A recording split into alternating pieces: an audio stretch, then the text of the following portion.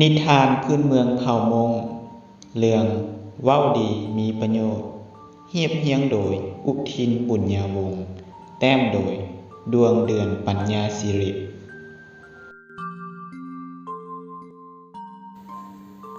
ดนนานมาแล้วมีผัวเมียสาวมงคู่หนึ่งอยู่เฮือนน้อยแคมห้วยเขาเจ้าเป็นคนทุกข์ยากขั้นต้นเขาเจ้ามีหมูตัวหนึ่งและไก่ตัวหนึ่งไก่ตัวนี้เป็นไก่ต่อผู้ผัวฮักไก่ตัวนี้หลายก่อนจะออกไปให้แล้วยืนแย้งไก่และเอาเนื้อให้มันกินผู้เป็นเมียอยู่บ้านเฮ็ดเวียกเฮือนและเบิ่งสัตว์เลี้ยงมื้อหนึ่งขณะที่นางยืนอยู่หน้าประตูเฮือน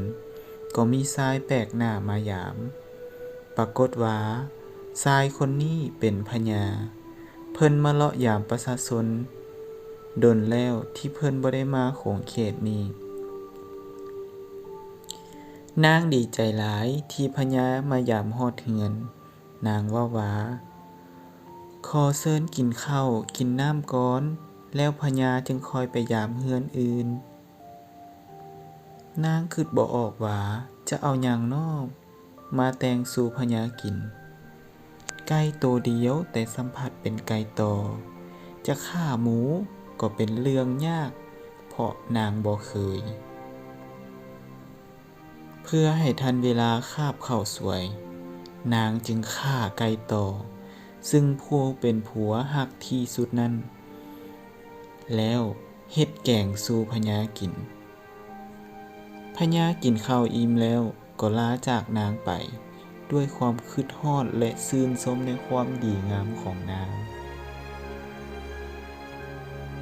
ตอนแลงผัวของนางกลับจากไห้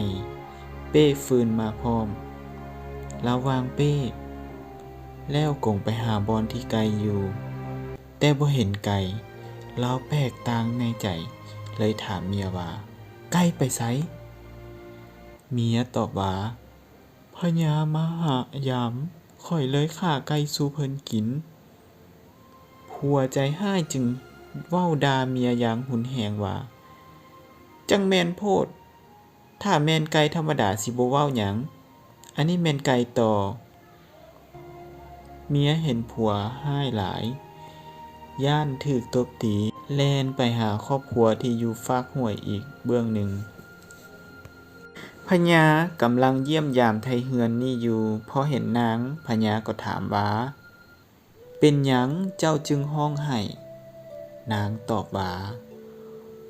ผัวให้ด่าขะน้อยย้อนว่าขะน้อยฆ่าไก่สู่พญากินแล้วว่ามันบ่สมเกียรติพญาเราอยากให้ฆ่าหมูสู่พญากิน